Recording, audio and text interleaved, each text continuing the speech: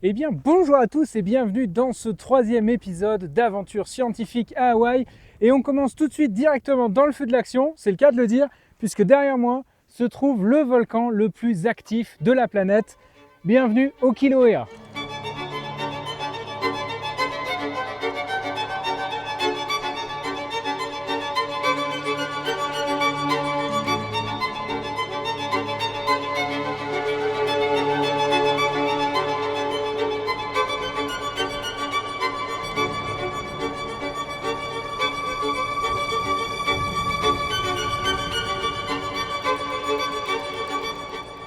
Alors clairement, ici le paysage est totalement impressionnant. On a juste derrière une caldeira qui fait plusieurs kilomètres de circonférence. Une caldeira, je vous le rappelle, c'est une structure volcanique en fait d'effondrement et on peut voir effectivement sur les bords là que tout a tendance à se casser. Et pourtant ici, c'est un lieu où, on va dire entre gros guillemets et pas très scientifiquement pour une fois, mais que la terre se crée. Effectivement, le Kilauea sort énormément de lave chaque année et depuis sa première éruption enregistrée, eh bien, il y a plusieurs milliers d'hectares de terrain qui ont été créés grâce à ce volcan. Alors, créé, oui et non, on va dire sorti des entrailles de la Terre. Et voilà, on voit continuellement fumer, il est en constante activité. Et là, donc, on est en mars 2025 et depuis décembre 2024, lors de premier épisode de son éruption, eh bien aujourd'hui on attend le 15e épisode de son éruption. Donc on espère que ça va se passer très bientôt. On a suivi quelques alertes directement sur le site du Parc national des volcans d'Hawaï. On espère que ça va se passer sous nos yeux. Allons voir ça.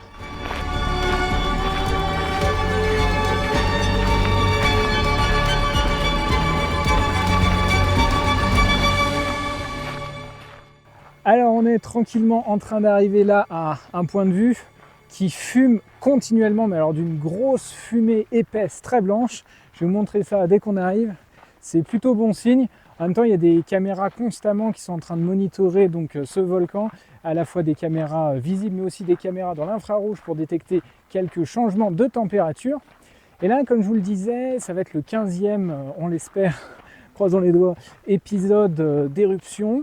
De cette grosse éruption en fait, et ils sont de plus en plus en mesure de prédire quand est-ce que le volcan peut sortir de la lave dorénavant, puisque en fait le volcan va avoir des épisodes d'inflation lorsque la lave ne sort pas et finalement de déflation lorsque la lave va sortir. Et ce qu'ils ont remarqué, c'est qu'à chaque fois que le volcan s'arrêtait de faire sortir de la lave, eh bien il recommençait à gonfler jusqu'à un certain point avant de sortir de nouveau de la lave. Donc maintenant, ils essayent de prédire la prochaine éruption en fonction justement de l'inflation du volcan. Et ça se passe juste derrière moi, juste ici. Voilà, cette grosse fumée blanche bien épaisse, c'est le volcan le plus actif de la planète.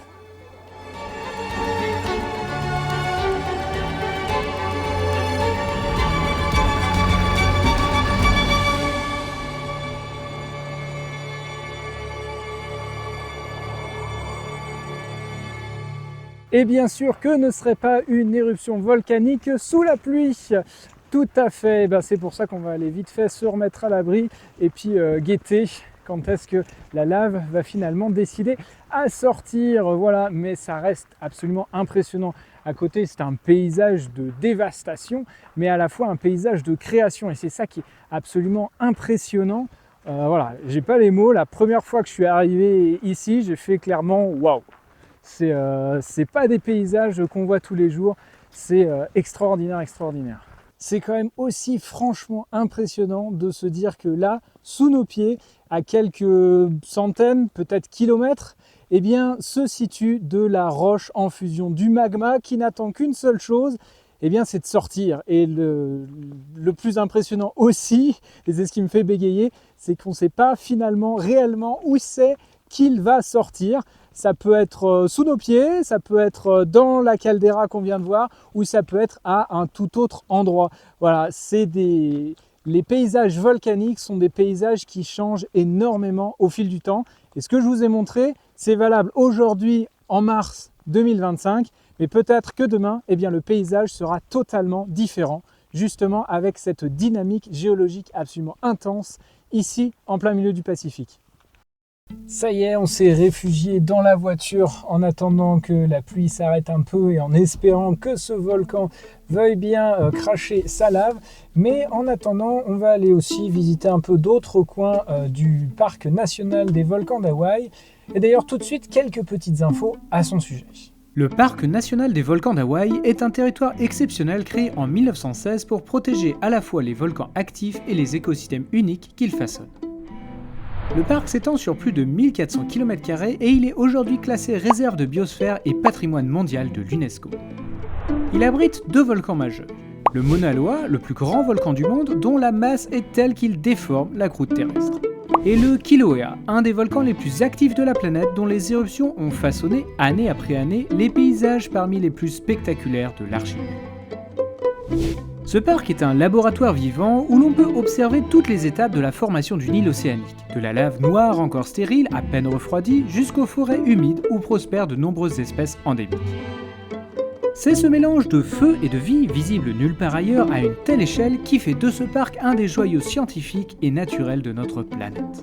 Ah et oui, malheureusement, on est dans un parc national. Et comme dans tous les parcs nationaux en Amérique, eh bien, et je n'ai pas le droit de faire voler le drone, voilà, donc vous n'aurez pas de superbes vues aériennes du Kilauea en éruption, mais j'essaierai de faire au mieux, bien sûr, si il entre en éruption, pour vous apporter quand même les plus belles images possibles.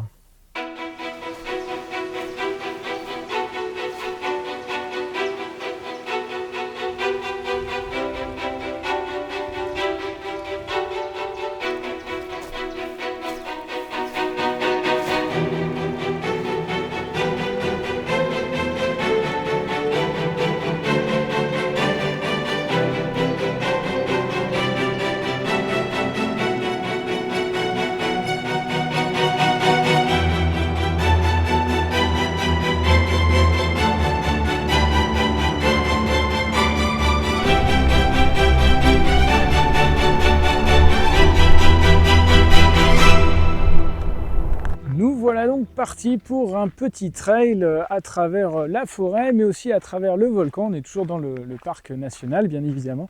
Et donc, on va pouvoir voir un petit peu comment est-ce que la végétation évolue au fur et à mesure qu'on se rapproche de la caldeira. Et on va même pouvoir aller marcher dans la caldeira. Alors, pas celle que je vous ai montrée, je vous ai filmée, qu'on voyait depuis les points de vue, mais sur un autre petit cratère. Voilà. Donc, on va aller explorer tout ça. En attendant, autour, c'est plutôt sympa et la météo reste correcte. L'ambiance est vachement cool. Alors on est dans des conditions un peu plus humides par rapport à la première balade qu'on a fait dans l'épisode précédent, parce que déjà on est un peu plus en altitude, là on est presque à 1700 mètres d'altitude, et avec la forme finalement de la caldeira, ça doit quand même bien retenir l'humidité. Néanmoins on retrouve toujours 2 belles espèces endémiques de l'archipel d'Hawaï, à savoir ici un bel arbre de Hoya Leua, le Metrosideros, encore ici, et encore juste ici, enfin bon, très présente, et à côté des majestueuses fougères arborescentes, les hapou, qui sont absolument ici énormes. Alors la partie là du parcours qu'on est en train de faire est quand même extrêmement touristique. Néanmoins on arrive quand même à avoir un petit peu de bon temps ici. Et juste derrière moi, juste derrière cette portion de la forêt, eh bien ça y est, c'est le fond de cette caldeira. La caldeira donc du Kilauea Iki qu'on va aller traverser. Ça y est, on arrive sur le sol du cratère. Wow, absolument impressionnant. Impressionnant. Il n'y a plus rien. Il n'y a plus de forêt. La forêt elle est juste derrière nous là et sur tous les bords de la caldeira. Maintenant, on va aller traverser tout ça pour aller remonter par l'autre côté. Allez, c'est parti. En marchant sur cette vaste étendue sombre et craquelée, il est difficile d'imaginer que je foule aujourd'hui ce qui fut jadis un lac de lave en fusion. Le cratère Kilauea Iki est né au XVe siècle lorsque le flanc ouest du cône volcanique Ailoa s'est effondré. La chambre magmatique du Kilauea s'est alors partiellement vidée, laissant derrière elle ce puits géant, bientôt colonisé par la forêt tropicale et resté silencieux pendant plusieurs siècles. Mais son moment le plus spectaculaire arrive en 1959. Après des semaines de séismes et de gonflement du volcan, une fissure s'ouvre sur la paroi sud du cratère.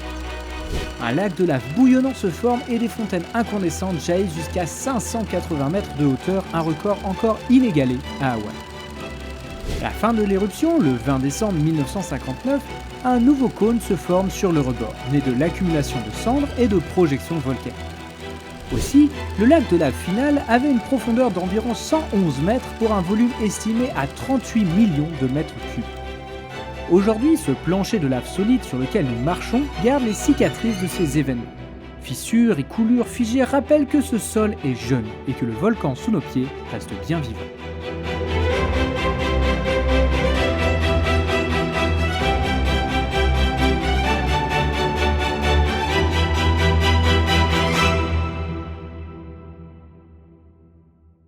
Alors là, même si le sol est absolument complètement tassé, c'est de la roche sur laquelle on marche, on retrouve quand même pas mal de végétation. Regardez-moi tous ces petits oyas là, tous ces petits métrosidéros. D'ailleurs celui-là, voilà, est en fleurs, vachement sympa. On va laisser ça tranquille, une espèce endémique. Mais voilà, il y en a partout. On a même 2-3 fougères arborescentes qui commencent à pousser. Et regardez, comme je vous le montrais dans la fin de l'épisode précédent, eh bien c'est au niveau des fissures que la vie végétale, on va dire, peut de nouveau reprendre sa place. Mais ça, je dirais dans quelques milliers d'années, ça va de nouveau être couvert par une forêt. Mais regardez, quand même sur les bords, on voit qu'il y a encore de l'éboulement. Donc c'est encore une structure qui est extrêmement dynamique. Et peut-être aussi qu'avec les éruptions volcaniques, ça crée des micro-séismes qui vont fragiliser les parois, qui sont quand même assez abruptes. Voilà, on vient de tout descendre. Et puis là, plus d'ombre, que du soleil. Il va falloir continuer ça. Heureusement, aujourd'hui, on a du soleil, pas de la pluie. Alors là, on se situe sur un des bords. Comme vous pouvez voir, ça monte assez haut, mais surtout, ça s'effondre énormément. Donc, on est sur un vieux tas de cailloux. Et aussi, voilà, là, une belle fissure. Ça fait quand même réfléchir à 2 fois là où on pose les pieds.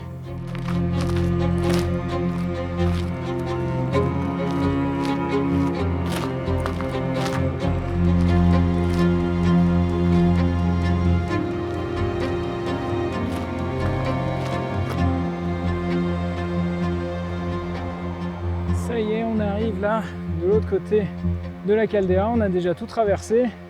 Donc un paysage impressionnant. Un désert volcanique, ou plutôt, j'espère, une forêt en formation.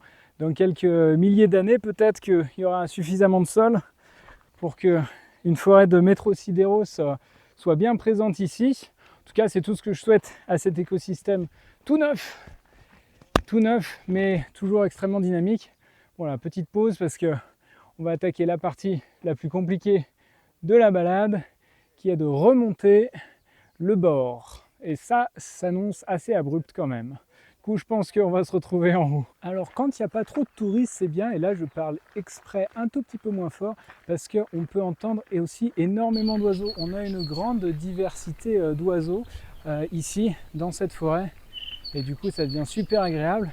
Et vraiment, c'est un peu 2 salles, 2 ambiances entre le centre du cratère de la caldeira et là, la forêt environnante qui est aussi magnifique, avec des jolis métrosidéros qui montent à plusieurs dizaines de mètres de hauteur. C'est très très agréable.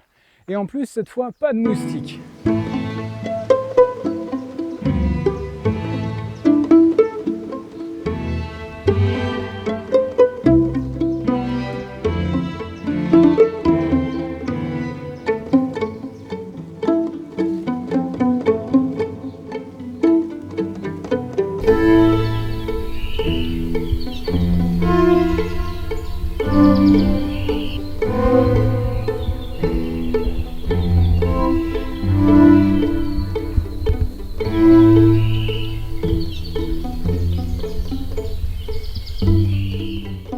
Alors on continue notre exploration là des différentes formes du volcanisme ici dans le parc du volcan, avec notamment 2-3 fumerolles. Alors ici, sur ces fumerolles-là, je peux encore respirer, hein, c'est pas comme celle des fumerolles de Fournas de Hanchofré à Terceira. Ici, je peux encore respirer parce que ce qui sort de ces fumerolles, c'est de l'eau. Et oui, l'eau qui s'infiltre avec les pluies très abondantes qu'on a constamment, va se faire réchauffer par le magma au fond avant de ressortir sous forme de vapeur. L'eau va se faire vaporiser en profondeur avant de ressortir, preuve que finalement sous nos pieds il y a encore un petit peu de chaleur, puisque aussi ils ont creusé jusqu'à 15 mètres de profondeur, ils ont montré qu'il y avait encore 96 degrés en continu sur les 15 premiers mètres de profondeur. Le sol est pas chaud, heureusement, mais bon, c'est peut-être avec le passage de tout le monde et finalement la pluie. Mais à côté de ça, on a une petite ambiance bien tropicale et vous voyez que c'est beaucoup plus vert juste à côté, preuve qu'il y a beaucoup d'humidité et que la vie peut encore s'y développer. Là tout de suite, on va aller voir aussi d'autres fumerolles qui, elles, ça va être un petit peu plus compliqué à parler étant donné qu'elles rejettent autre chose que de l'eau. Alors c'est franchement impressionnant, là si on est juste à côté des fumerolles, on a la vapeur d'eau qui est super chaude, qui arrive au visage, qui me met de la buée sur les lunettes, enfin en quelque sorte c'est un peu le souffle du volcan qu'on reçoit là directement, c'est franchement impressionnant. Alors là il y a un panneau qui est totalement rassurant, voilà, ça a le mérite de dire ce que ça veut dire, hein. Dangereux pour votre santé, ne fumez pas, voilà, tout comme la terre finalement. On est donc en train de marcher là vers le deuxième type de fumerolles et heureusement on est dans le bon sens du vent, hein, comme vous l'avez pu le voir sur le panneau, dangereux pour votre santé, dangereux pour votre respiration. On sent une légère odeur d'œuf pourri puisque effectivement nous allons voir là des fumerolles de soufre. Alors exactement le même type de fumerolles de soufre que l'on peut avoir à Terceira, hein, les Fournas d'Hanchofré. Allez regarder donc la vidéo sur ces fumerolles. Ici, ce n'est pas que de l'eau qui sort, mais aussi différents éléments qui sont dissous dans l'eau, qui vont ensuite repartir. Et notamment, on peut y retrouver du dioxyde de soufre et de l'hydroxyde, il me semble, de soufre. Voilà, SO2 et H2S pour les éléments chimiques. Et effectivement, ça commence à bien puer. Ça sent une odeur d'œuf pourri. Voilà. Avec souvent aussi des dépôts de couleur jaunâtre, pas trop ici, vous allez voir juste en face il y en a une autre. Bon là, voilà, on va éviter de respirer trop ça, mais on peut des fois retrouver des dépôts, c'est carrément du soufre qui a cristallisé sur place lorsqu'il est sorti finalement des entrailles du volcan. Alors comme vous le voyez, juste derrière moi on a un dépôt jaunâtre. Et aussi juste ici, donc ça ce sont donc les dépôts de soufre qui provient du magma en profondeur. Lorsque l'eau va descendre vraiment en profondeur, se charger des éléments du magma et ensuite remonter en surface à cause de l'augmentation de la température et donc de l'augmentation de la pression. Comme une cocotte minute, ça va suivre les failles créées par l'éboulement finalement du volcan. Et tout ça va ressortir sous haute température et chargé en éléments qui puent, je vous l'assure.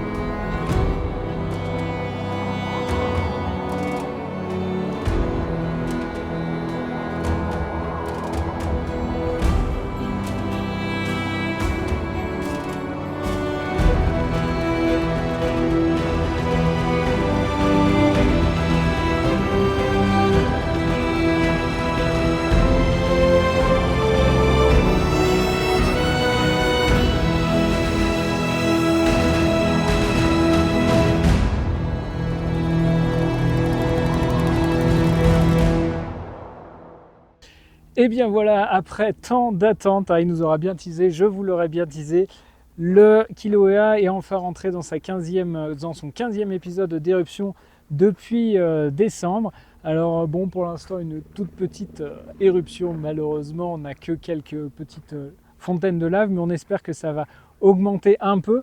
En attendant, on a un super beau temps, donc ça franchement c'est super cool de pouvoir en profiter. Je pense qu'on va rester toute la journée ici. Moi, je vais vous faire 2-3 images et puis je vous mettrai ça maintenant. Ça va aussi boucler finalement cet épisode qui va parler énormément de volcans. Hein, ici à Hawaï, sur Big Island surtout, c'est principalement du volcanisme. Vous l'aurez compris. Alors, si cet épisode vous a plu, n'hésitez pas à liker, à vous abonner pour ne pas louper le prochain, le 4e épisode qui s'annonce aussi extrêmement intéressant puisqu'il nous reste des choses super cool à faire ici. Et enfin, eh bien, n'oubliez pas de partager cette vidéo pour faire découvrir la puissance de la Terre ici qu'on a à Hawaï. Et d'ici la prochaine vidéo, moi je vous dis portez-vous bien et partez à l'aventure.